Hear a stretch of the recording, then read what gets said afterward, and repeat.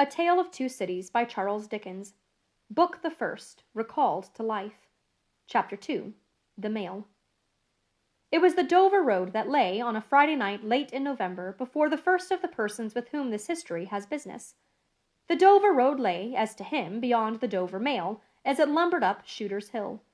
He walked uphill in the mire by the side of the mail as the rest of the passengers did, not because they had the least relish for walking exercise under the circumstances, but because the hill, and the harness, and the mud, and the mail were all so heavy that the horses had 3 times already come to a stop, besides once drawing the coach across the road with the mutinous intent of taking it back to Blackheath.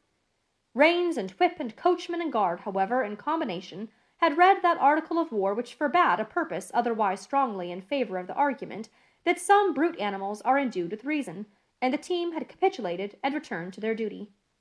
With drooping heads and tremulous tails they mashed their way through the thick mud, floundering and stumbling between whiles, as if they were falling to pieces at the larger joints.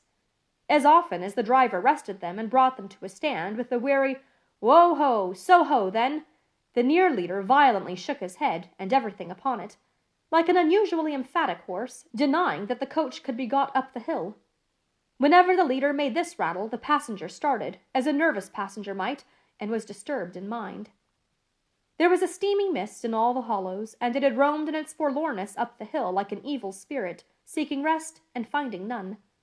A clammy and intensely cold mist, it made its slow way through the air in ripples that visibly followed and overspread one another, as the waves of an unwholesome sea might do.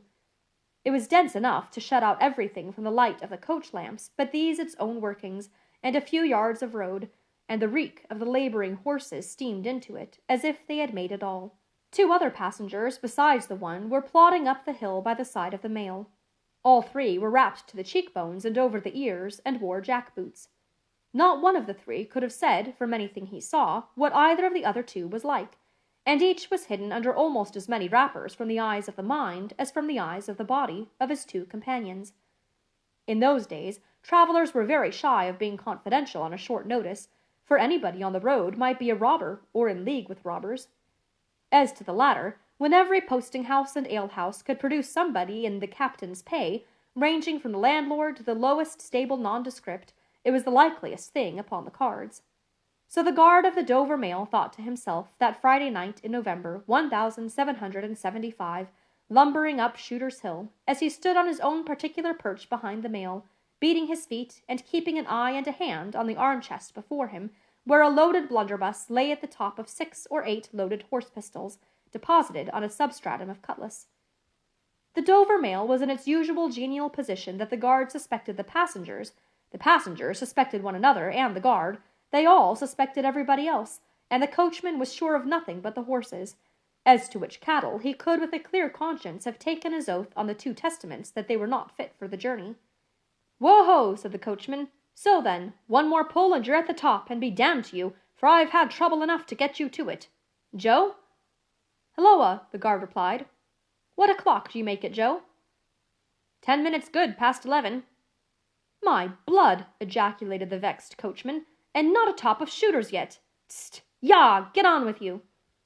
The emphatic horse, cut short by the whip in a most decided negative, made a decided scramble for it, and the 3 other horses followed suit. Once more the Dover mail struggled on, with the jack-boots of its passengers squashing along by its side. They had stopped when the coach stopped, and they kept close company with it.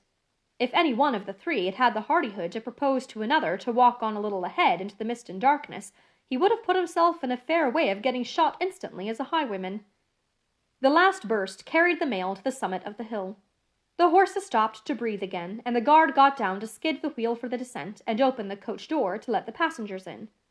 "Tst, Joe!" cried the coachman in a warning voice, looking down from his box. "What do you say, Tom?" They both listened. "I say a horse at a canter coming up, Joe." "I say a horse at a gallop, Tom," returned the guard, leaving his hold of the door and mounting nimbly to his place. "Gentlemen, in the king's name, all of you." With this hurried adjuration, he cocked his blunderbuss and stood on the offensive. The passenger booked by this history was on the coach step getting in. The 2 other passengers were close behind him and about to follow. He remained on the step, half in the coach and half out of. They remained in the road below him. They all looked from the coachman to the guard, and from the guard to the coachman, and listened. The coachman looked back, and the guard looked back, and even the emphatic leader pricked up his ears and looked back, without contradicting.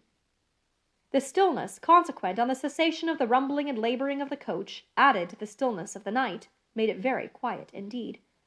The panting of the horses communicated a tremulous motion to the coach, as if it were in a state of agitation. The hearts of the passengers beat loud enough perhaps to be heard, but at any rate the quiet pause was audibly expressive of people out of breath, and holding the breath, and having the pulses quickened by expectation. The sound of a horse at a gallop came fast and furiously up the hill. "So-ho!" the guard sang out, as loud as he could roar. "Yo there! Stand! I shall fire!" The pace was suddenly checked, and, with much splashing and floundering, a man's voice called from the mist. "Is that the Dover mail?" "Never you mind what it is," the guard retorted. "What are you?" "Is that the Dover mail?" "Why do you want to know?" "I want a passenger, if it is."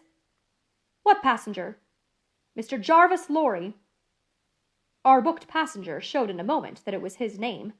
The guard, the coachman, and the two other passengers eyed him distrustfully. "Keep where you are," the guard called to the voice in the mist, "because, if I should make a mistake, it could never be set right in your lifetime. Gentleman of the name of Lorry, answer straight." "What is the matter?" asked the passenger then, with mildly quavering speech. "Who wants me? Is it Jerry?" "I don't like Jerry's voice, if it is Jerry," growled the guard to himself. "He's hoarser than suits me, is Jerry." "Yes, Mr. Lorry." "What is the matter?" "A dispatch sent after you from over yonder, T and Co." "I know this messenger, guard," said Mr. Lorry, getting down into the road, assisted from behind more swiftly than politely by the other two passengers, who immediately scrambled into the coach, shut the door, and pulled up the window. "He may come close. There's nothing wrong." "I hope there ain't, but I can't make so nation sure of that," said the guard in gruff soliloquy. "Hello, you!" "Well, and hello, you," said Jerry, more hoarsely than before. "Come on at a foot pace. Do you mind me? And if you've got holsters to that saddle of yourn, don't let me see your hand go nigh 'em. For I'm a devil at a quick mistake, and when I make one it takes the form of lead. So now let's look at you." The figures of a horse and rider came slowly through the eddying mist, and came to the side of the mail, where the passenger stood. The rider stooped, and casting up his eyes at the guard, handed the passenger a small folded paper.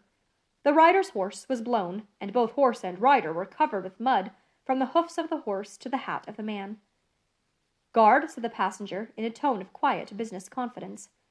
The watchful guard, with his right hand at the stock of his raised blunderbuss, his left at the barrel, and his eye on the horseman, answered curtly, "Sir?"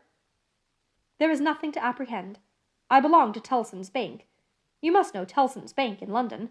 I'm going to Paris on business. A crown to drink. I may read this?" "If so be as you're quick, sir."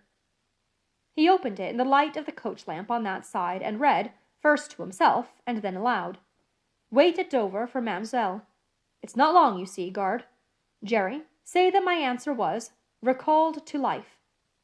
Jerry started in his saddle. "That's a blazing strange answer, too," said he at his hoarsest. "Take that message back, and they will know that I received this, as well as if I wrote it. Make the best of your way. Good night." With those words the passenger opened the coach door and got in, not at all assisted by his fellow passengers, who had expeditiously secreted their watches and purses in their boots, and were now making a general pretense of being asleep, with no more definite purpose than to escape the hazard of originating any other kind of action. The coach lumbered on again, with heavier wreaths of mist closing round it as it began the descent. The guard soon replaced his blunderbuss in his arm-chest, and having looked to the rest of its contents, and having looked to the supplementary pistols that he wore in his belt, looked to a smaller chest beneath his seat, in which there were a few smith's tools, a couple of torches, and a tinder-box. For he was furnished with that completeness that if the coach lamps had been blown and stormed out, which did occasionally happen, he had only to shut himself up inside, keep the flint and steel sparks well off the straw, and get a light with tolerable safety and ease, if he were lucky, in 5 minutes. "Tom," softly over the coach roof. "Hello, Joe. Did you hear the message?" "I did, Joe." "What did you make of it, Tom?" "Nothing at all, Joe." "That's a coincidence, too," the guard mused, "for I made the same of it myself." Jerry, left alone in the mist and darkness, dismounted meanwhile, not only to ease his spent horse, but to wipe the mud from his face and shake the wet out of his hat brim, which might be capable of holding about half a gallon. After standing with the bridle over his heavily splashed arm until the wheels of the mail were no longer within hearing and the night was quite still again, he turned to walk down the hill. "After that there gallop from Temple Bar, old lady, I won't trust your forelegs till I get you on the level," said this horse messenger, glancing at his mare. "Recall to life. That's a blazing strange message. Much of that wouldn't do for you, Jerry. I say, Jerry, you'd be in a blazing bad way if recalling to life was to come into fashion, Jerry."